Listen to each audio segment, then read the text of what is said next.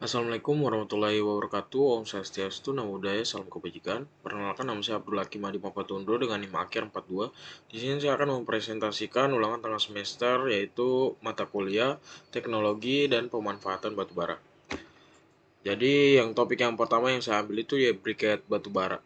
Jadi apa sih itu briket batubara? Briket ini adalah bahan bakar padat yang dibuat dari batu bara yang dipadatkan baik secara murni maupun dengan tambahan bahan pengikat atau binder dan bahan campuran seperti biomasa. Briket ini digunakan sebagai sumber energi alternatif karena memiliki bentuk yang seragam, mudah ditangani, serta memiliki efisiensi pembakaran yang lebih baik dibanding batu bara curah. Manfaatnya sendiri itu untuk meningkatkan guna batu bara yang kadarnya rendah, kalorinya rendah. Kemudian untuk mengurangi emisi polutan seperti sulfur dioksida, natrium dioksida, karbon dioksida, terutama saat menggunakan bahan biomasa atau karbonisasi. Kemudian mengolah limbah biomasa menjadi energi seperti bambu, kayu, minyak zaitun, dan buah delima. Energi alternatif yang ramah lingkungan dan ekonomis. Kemudian mudah disimpan dan diangkut karena bentuknya padat dan stabil. Parameter dalam pembuatan briket batu bara itu ada total moisture, fungsinya untuk kadar air total mempengaruhi efisiensi pembakaran. Kemudian inert moisture, air terikat dalam bahan perlu diminimalkan melalui pengeringan. Kemudian ash content atau abu, kadar abu sisa pembakaran idealnya rendah. Volatimeter, zat mudah menguap mempengaruhi nyala awal dan kecepatan pembakaran. Kemudian vis karbon, kandungan karbon utama untuk pembakaran. Kemudian total sulfur semakin rendah semakin ramah lingkungan. Kemudian kalori value, nilai kalor atau energi yang dihasilkan. Karakteristik pembakaran briket ini nyalanya stabil dan tidak berasap berlebihan. Panasnya tinggi untuk per unit massa. Residunya hanya berupa abu. Rendah emisi jika menggunakan biomasa atau karbonisasi. Konsisten dalam waktu nyala dalam dan pembakaran. Sifat yang baik untuk briket itu kadar airnya idealnya kurang lebih di bawah 12%. Nilai kalori tinggi lebih dari 5.000 kilokalori per kilogram. Kadar abu rendah kurang dari 10%. Karbonnya tinggi di atas 50%. Emisi sulfurnya rendah. Untuk padat dan tidak mudah hancur. Kemudian mudah dinyalakan, terbakar, stabil. Nah, untuk pemanfaatan teknologi pemanfaatan itu ada untuk pembentukan briket yang tanpa karbonisasi dengan karbonisasi atau biokol. Jadi untuk yang karbonisasi ini menggunakan batu bara mentah atau yang low rank dengan binder maupun itu kanji, tanah liat atau air. Nilai kalorinya kurang lebih di 5.844 kalori per kilogram. Diambil dari jurnal. Kemudian dengan karbonisasi batu bara atau biomasa dipanaskan dalam kondisi tanpa oksigen, menurunkan kadar air dan volatimeter meningkatkan fixed karbon juga. Nilai kalori itu naik di kurang lebih di 5.900-an. Untuk karbonisasi yang batu bara dan untuk yang karbonisasi yang bambu itu di 6 ribuan. Jadi untuk yang briket biokol ini campuran batu bara dan biomasa zaitun atau delima menggunakan binder PVA.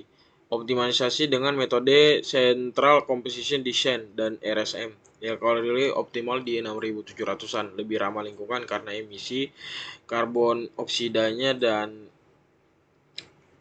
hidrogen sulfurnya lebih rendah. Kemudian untuk spesifikasi umum briket itu dia moisture-nya dia kurang lebih 12%, sama lah ya seperti yang saya jelaskan tadi. Kemudian untuk diameter dan panjangnya ya kurang lebih tergantung bentuknya sih. Jadi untuk bentuk briket contohnya yang saya kasih di sini ada 3 yang contoh-contoh yang lain juga banyak. Ini untuk yang silinder, ini yang kayak biasa dia persegi panjang juga, ada juga yang kubus, ada juga yang bentuk pilet itu tablet padat gitu. Jadi saya membahas jurnal di sini. Yang pertama saya bahas jurnal Utilization of bio-waste for sustainable production of coal briquettes. Jadi tujuan penelitiannya di sini ini dia mengembangkan briket batu bara dari campuran biomasa limbah D5 dan minyak zaitun menggunakan mesin briket buatan lokal seperti gambar berikut ini. Nah, kemudian menganalisis nilai kalor, kekuatan mekanik, dan karakteristik kimia. Lalu dia mengoptimalkan formulasi menggunakan metode CCD dan RSM. Jadi untuk metodologinya ini batu bara lokal dari darah Adam Kel dicampur dengan ini nama tempat darah Kem dicampur dengan limbah biomasa dan binder PVA. Proses pembuatan ini meliputi penghancuran, pencampuran, pengurusan, dan pengeringan briket. Jadi uji mekanik, kimia, dan termal dilakukan untuk karakterisasi produk. Jadi ini bisa dilihat untuk flowchartnya itu. Jadi rokol itu bahan utamanya rokol bahan batu bara mentah biasanya batu bara dengan low grade. Kemudian ini biomasa, limbah pertanian atau kayu seperti zaitun, limbah bambu, dan lain sebagainya. Kemudian masuk ke crusher. Batu bara dan biomasa dihancurkan menjadi ukuran yang lebih kecil untuk memudahkan pencampuran dan pemadatan. Kemudian di screening atau penyaringan, partikel yang dihasilkan disaring untuk memastikan ukurannya seragam. Kemudian ke binder PVA ini, binder ini adalah bahan perekat yang ditambahkan agar campuran batu bara dan biomasa menjadi menyatu saat dipadatkan. Ini PVA ini dipilih karena bersifat organik, murah, dan tidak menghasilkan emisi berbahaya. Kemudian semua bahannya dimix dicampur rata untuk membentuk adonan briket. Kemudian di mesin briket, masukkan briket, campuran ini ditekan dengan kuat dalam mesin briket hingga membentuk briket padat sesuai bentuk cetakannya itu. Kemudian dikeringkan, di dry untuk mengurangi kadar airnya. Kemudian dilakukan penyimpanan untuk didistribusikan. Jadi hasil utama dari jurnal ini adalah nilai kalor optimal dari briket yang dihasilkan adalah di 6.728 kilojoule per kilogram. Jadi komposisi terbaiknya itu dicapai melalui desain eksperimental CCD yang memperlihatkan hubungan signifikan antara rasio biomasa dan kualitas briket. Briket yang dihasilkan memiliki kekuatan mekanik yang cukup dan emisi rendah. Keunggulan teknologi ini mengurangi limbah pertanian dan emisi gas rumah kaca, menghasilkan energi yang ramah lingkungan dan ekonomis, mendorong kemandirian energi di negara yang berkembang melalui pemanfaatan sumber daya lokal. Kemudian ini yang jurnal kedua yang saya bahas, kajiannya analisis proximat pada briket batu bara dan briket biomasa. Ini penulisnya dan ditulis oleh ITERA. Jadi tujuan penelitian ini untuk menilai kualitas dan kelayakan energi dari 4 jenis briket batu bara karbonisasi, briket kayu atau serbuk kayu, briket bambu karbonisasi. Nah, penelitian ini membandingkan karakteristik teknis seperti kadar air, abu, zat terbang, karbon tertambat, sulfur total, dan nilai kalor. Metodenya sampel briket dikirim ke PTBD Tanjung Enim, Serbuk Kayu, dan Bambu sekitar PTB Taran Lampung. Briket ini diuji dengan metode analisis proximat dan kalori sesuai standar ASTM. Briket batu bara dibuat dalam 2 versi, tanpa karbonisasi dan karbonisasi, sebagai gambar berikut. Nah, untuk hasilnya itu parameternya bisa dilihat di sini. Untuk yang briket batu bara, nilai tertinggi total moisture-nya itu di briket batu bara nilainya sebagai berikut, bisa dilihat. Jadi untuk kesimpulannya, proses karbonisasi ini meningkatkan kualitas briket, menurunkan kadar air, menaikkan karbon tetap, dan nilai kalor.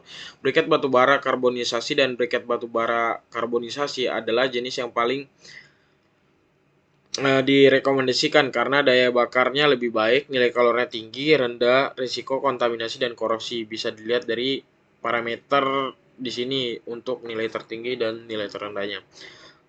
Jadi briket kayu memiliki karbon dan nilai kalor rendah sehingga dianggap kurang efisien sebagai bahan bakar. Begitu. Jadi topik yang kedua yang saya ambil itu di topik upgrade brown coal atau UBC. UBC. Jadi latar belakangnya ini saya langsung membahas jurnalnya. Jadi latar belakang ini Indonesia memiliki cadangan batu bara melimpah, namun sebagian besar berupa batu bara peringkat rendah atau brown coal dengan kelembaban tinggi 25-60% dan nilai kalori rendah kurang dari 500 kilokalori per kilogram. Hal ini menyebabkan efisiensi pembakaran rendah, biaya transportasi tinggi, dan potensi pembakaran spontan yang berisiko. Teknologi ini hadir sebagai solusi untuk menurunkan kadar air hingga 80%, meningkatkan nilai kalori hingga 6.000, mengurangi emisi gas rumah kaca, kemudian meningkatkan daya saing dan nilai jual batu bara lokal. Jadi sebagai berikut jurnal yang saya ambil dengan judulnya jurnal 1 dan yang jurnal kedua.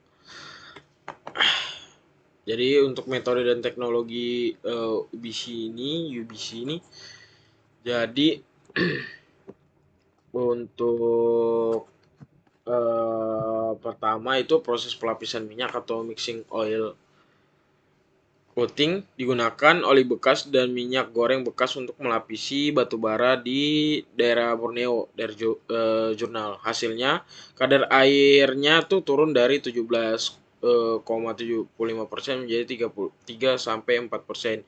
Nilai kalor meningkat dari 4 ribuan sampai 6 ribuan. Batu bara menjadi tahan terhadap reboilisasi air dan pembakaran spontan. Kemudian proses pabrik UBC di UBC plant utamanya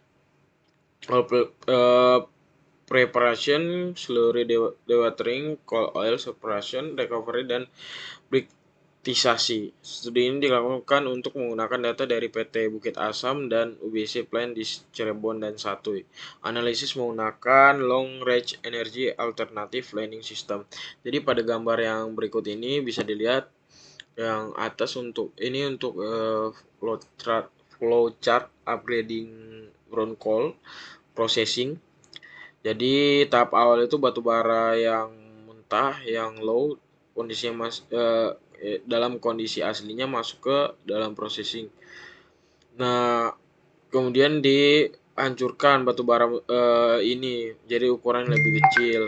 Lalu di slurry dewatering dikurangi kadar airnya. Ya, batu bara yang dihancurkan ini dicampur dengan air yang membentuk slurry itu. Pada tahapan ini air dipisahkan dan slurry untuk mengurangi kadar air. Hasil sampingan dari proses ini itu slurry yang sudah dikurangi kadar airnya.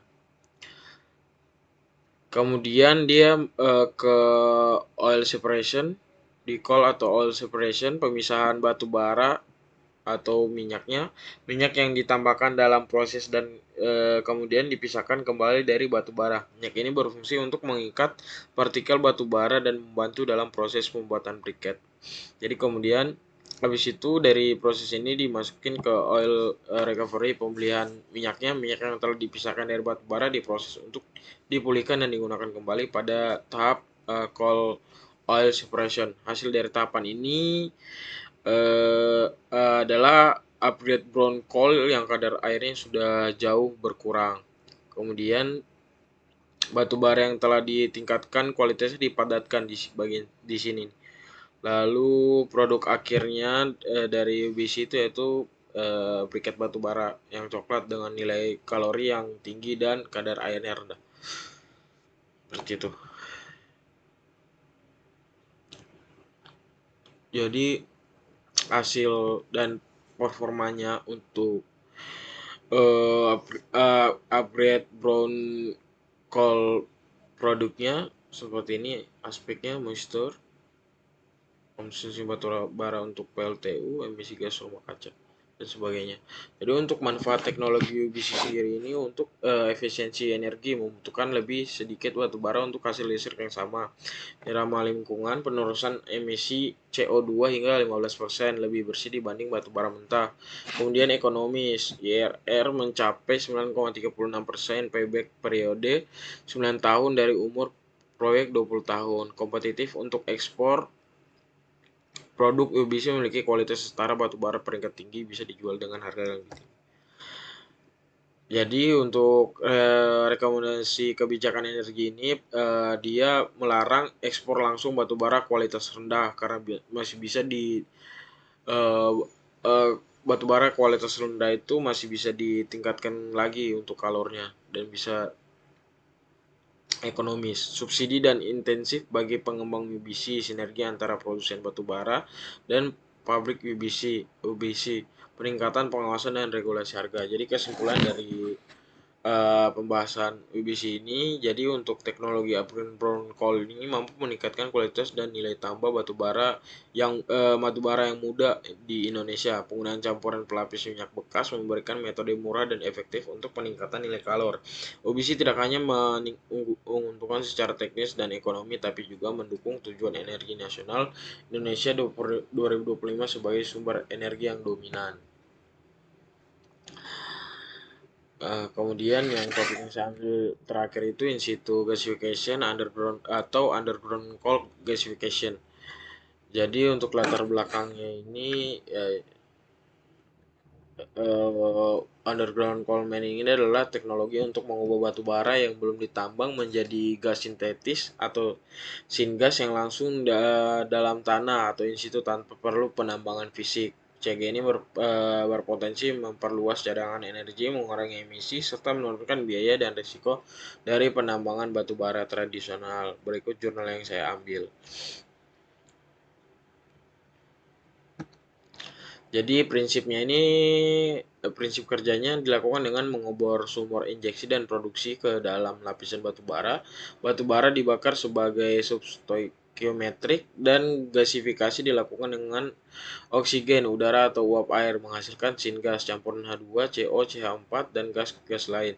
Dapat digunakan langsung untuk pembangkitan listrik atau diolah menjadi kimia atau sintetik. Jadi bisa dilihat pada gambar yang besar ini yang saya. Jadi penjelasannya pertama nih di injeksi. Jadi sumur injeksi. Jadi lokasi di mana udara, oksigen atau campuran udara ini campuran campuran udara uap air diinjeksi ke dalam lapisan batu bara atau coal seam. Jadi kemudian digunakan untuk menyalakan dan mempertahankan reaksi pembakaran di dalam tanah. Kemudian production well ini untuk sumur produksi itu menyalurkan gas hasil gasifikasi atau syngasnya ke permukaan. Gas yang dihasilkan itu mengandung campuran H2, CO, CH4, dan CO2. Di lapisan batu baranya yang menjadi sumber bahan bakar untuk gasifikasi terletak di bawah lapisan penutup overburden. Kemudian gasification channel ini terowongan reaksi yang bawah tanah terbentuk akibat konversi batu bara yang menjadi gas, merupakan jalur antara sumur injeksi dan sumur produksi. Jadi untuk zona-zona proses reaksi UCG ini ada di zona pembakaran combustion zone, itu tempatnya terjadi pembakaran sebagai batu bara dengan oksigen terbatas, menghasilkan panas yang memicu reaksi gasification di zona lain. Reaksinya itu bisa menyebabkan karbon oksida. Kemudian di zona reduksi zone, panas dari zona pembakaran digunakan untuk reaksi gasifikasi dengan uap air. Kemudian di zona distilasi kering dan pirolis, itu di zona ini batu bara dipanaskan tanpa oksigen, menghasilkan gas volatil dan sisa karbon padat. Ini merupakan tahapan awal sebelum gasifikasi berlangsung, menghasilkan senyawa seperti tar, metana, dan uap. Jadi gambar ini memberikan gambaran tentang gas pembakaran dimasukkan ke dalam lapisan batu bara. Kemudian batu baranya dikonversi menjadi gas di bawah tanah tersebut. Gas yang dihasilkan dialirkan ke permukaan melalui sumur produksi. Seperti itu. Jadi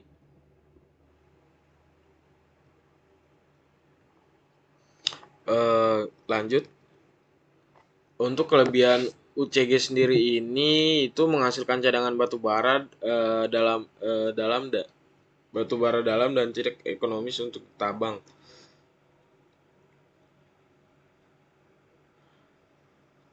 Kemudian minim dampak lingkungan permukaan atau tidak ada tambang terbuka, mengurangi biaya transportasi batu bara, dapat digabungkan dengan carbon capture dan storage. Untuk dari jurnal Seaford 2012 untuk pengembangan inovatif. Jadi dia mengembangkan reaktor gasifikasi berbasis katalis cair alkali. Kemudian gasifikasi menghasilkan 80% 2 dan 20% metana, sangat efisien untuk pembangkitan energi bersih. Reaktor bekerja tanpa oksigen karena reaksi metanasi eksotermik menyeimbangkan reaksi endotermik gasifikasi. Karbon dioksida HCl ditangkap langsung di dalam reaktor in situ capture menggunakan katalis. Teknologi ini sangat cocok untuk dikombinasikan dengan fuel cell dan produksi gas sintetis secara efisien. Berikut nih gambar. Dan berikut flowchart nih. Jadi reaksi utama dalam UCG ini sebagai berikut. Ini untuk yang oksidasi, reduksi untuk metanisasi, kemudian untuk penangkapan karbon dioksida dan asamnya. Jadi hasil eksperimen yang dilakukan Seaford ini, jadi untuk temperatur operasinya itu 600 sampai 900 derajat Celcius. Untuk tekanannya itu di 2,1 megapascal. Komposisi gas ini atau kataliknya ya 80% H2, 20% CH4. Efisiensi tinggi, konversi karbonnya hingga 90-99%. Emisi gas asam dan gas rumah kaca diminimalkan secara drastis. Jadi untuk metode implementasi UCG ini shaft base atau lama kini terbatas di tambang tertutup. Shaftless atau direction drilling modern, metode populer ini grip tidak memerlukan aktivitas bawah tanah, hanya pengeboran dari permukaan. Tantangan lingkungan UCG ini, resiko kontaminasi air tanah dapat dicegah dengan kontrol tekanan aktif. Produksi limbah gas asam jika tidak ditangkap. Stabilitas geologi harus dikaji sebelum implementasi. Kesimpulan gabungan dari kedua jurnal ini, UCG adalah inovasi strategi untuk memanfaatkan batu bara tak tergapai tanpa penambangan konvensional, tanpa pembukaan lahan. Kombinasi dengan katalis cair dan in situ gas capture menjadikan teknologi ini sangat efisien dan ramah lingkungan. Ini untuk yang jurnal Seaford tadi. Potensi UCG dalam mendukung transisi energi bersih dan zero emission sangat besar, terutama di negara dengan cadangan batu bara tinggi seperti Indonesia. Berikut daftar pustaka yang saya ambil. Mungkin sekian dari saya, kurang lebihnya mohon maaf. Assalamualaikum warahmatullahi wabarakatuh.